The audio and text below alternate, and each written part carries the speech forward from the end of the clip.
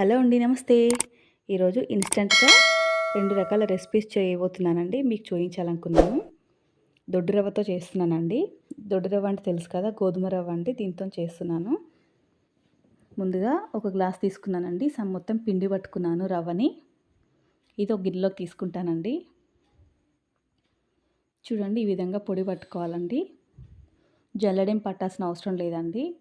తర్వాత క్యారెట్, ఉల్లిగడ్డ, పచ్చిమిర్చి, జీలకర్ర అండి. ఇవి ఉంటే చాలు. ఇంట్లో ఉండే వాటితోని చాలా ఈజీగా చేసుకోవచ్చండి. మనం దీన్ని స్నాక్ లాగా యూస్ చేసుకోవచ్చు. ఇంకా ఈవినింగ్ స్నాక్ పిల్లలు స్కూల్ నుంచి రాగానే చేసి పెట్టొచ్చండి. ఇంకా మార్నింగ్ టిఫిన్ లాగా కూడా వాడుకోవచ్చు. పచ్చిమిర్చి కూడా సన్నగా తురిమానండి. మీరు లేదు ఇలా తురమడం కాదు అంటే మిక్సీ కూడా పట్టుకోవచ్చండి. ఉల్లిగడ్డ కూడా సన్నగా తురుముకుంటున్నాను. చూడండి మెత్తగా అయిపోయింది కదా!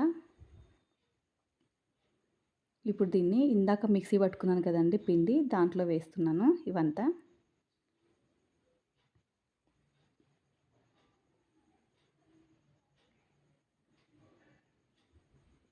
తర్వాత జీలకర్ర 1 స్పూన్ వేస్తున్నానండి.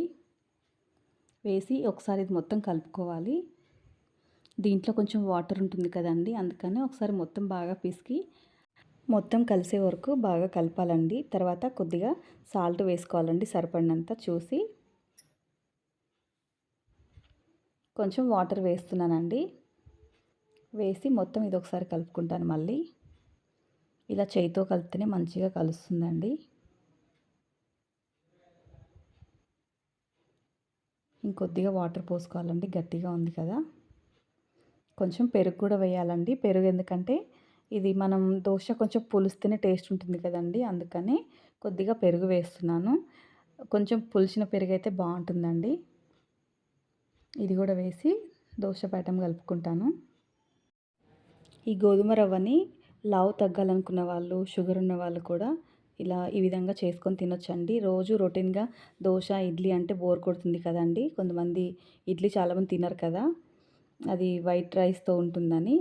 అప్పుడప్పుడు ఇలా చేసుకొని ట్రై చేయండి. టేస్ట్ బాగుంటుంది. బోర్ కొట్టకుండా ఉంటుందన్నమాట. ఫస్ట్ కొద్దిగా ఉప్పు చూసుకోవాలండి సరిపోయిందా లేదా అని.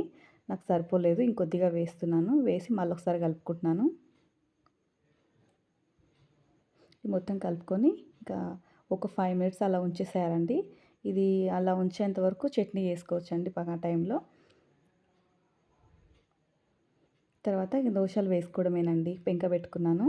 ఒక చుక్క ఆయిల్ వేసేసి, ఇది అల్లం ముక్క అండి. అల్లం ముక్కతోని మొత్తం స్ప్రెడ్ చేస్తున్నాను. అల్లమైనా పర్లేదు, ఉల్లిగడ్డ అయినా పర్లేదండి. దోసలు ఏంటంటే మంచిగా వస్తాయి, అందుకని రబ్ చేశాను. ఇప్పుడు దోస వేసుకుంటాను. ఇలా పల్చగా వేసుకోవచ్చండి. పల్చగా వస్తుంది, మరీ దొడ్డుగా ఏం రాదు. పైనుంచి ఆయిల్ అయినా సరే, నెయ్యి అయినా సరే, ఏదైనా సరే పర్లేదండి, వేసుకోవచ్చు. కొద్దిగా నెయ్యి వేస్తున్నాను.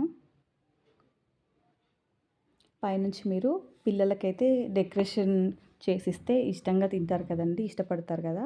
పైనుంచి మీరు కొత్తిమీర వేసుకోవచ్చు, క్యారెట్ ఇట్లా గార్నిషింగ్‌కి వేసి ప్లేట్‌లో పెట్టిస్తే పిల్లలు ఇష్టంగా తింటారండి. చూడండి ఎలా కాలిందో, మంచిగా ఎర్రగా కాలింది.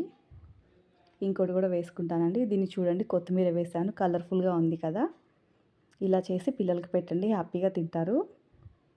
ఇంకొక రెసిపీ చేస్తున్నానండి. ఇందాక మనం కలుపుకున్న పిండి ఉంది కదండీ, దాంట్లోనే సోడా ఉప్పు వేస్తున్నాను. తినే సోడా ఉంటుంది కదండీ, అది వేసి మొత్తం మళ్ళొకసారి కలుపుకోవాలి బాగా. ఇప్పుడు దీన్ని గుంత పొంగనాలు వేస్తానండి. స్టవ్ మీద పెట్టుకున్నానండి. దీంట్లో కొద్దిగా ఆయిల్ అయినా సరే, నెయ్యి అయినా సరే వేసుకోండి. ఏది వేసినా బాగుంటుంది.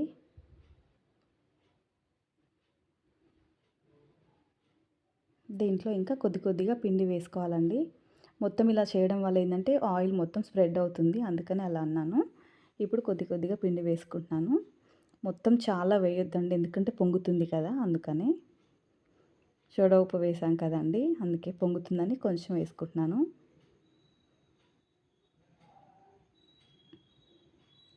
ఇలా అన్నిట్లలో వేసుకోవాలి.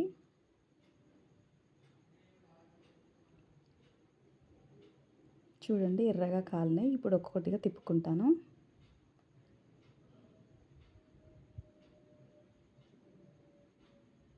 స్పూన్‌తో అయినా సరే, దేనితో అయినా సరే తీసుకోండి. ఈజీగానే వచ్చేస్తాయండి. కష్టంగా ఏం లేవు.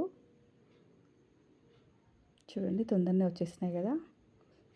చూడ్డానికి కూడా చాలా బాగున్నాయండి. టేస్ట్ కూడా అంతే ఉన్నాయి. మీరు కూడా ట్రై చేయండి. మీ పిల్లలకి ఇలా అప్పుడప్పుడు సరదాగా చేసి పెట్టండి. స్నాక్ లాగా యూజ్ అవుతుంది. ఇవి మీకు నచ్చినట్టయితే మీ ఫ్రెండ్స్‌కి, ఫ్యామిలీ మెంబర్స్‌కి షేర్ చేయండి. ఈ వీడియో మీకు నచ్చినట్లయితే లైక్ చేయండి. ప్లీజ్ సపోర్ట్ చేయండి. ఇందులో ఏ చట్నీ అయినా సరే తినొచ్చండి. పల్లి చట్నీ, కారపొడి, అల్లం చట్నీ ఏదైనా సరే బాగుంటుందండి. మీరు కూడా ట్రై చేయండి. మీకు ఎలా వచ్చిందో కామెంట్ బాక్స్‌లో కామెంట్ చేయండి. Thank you for watching.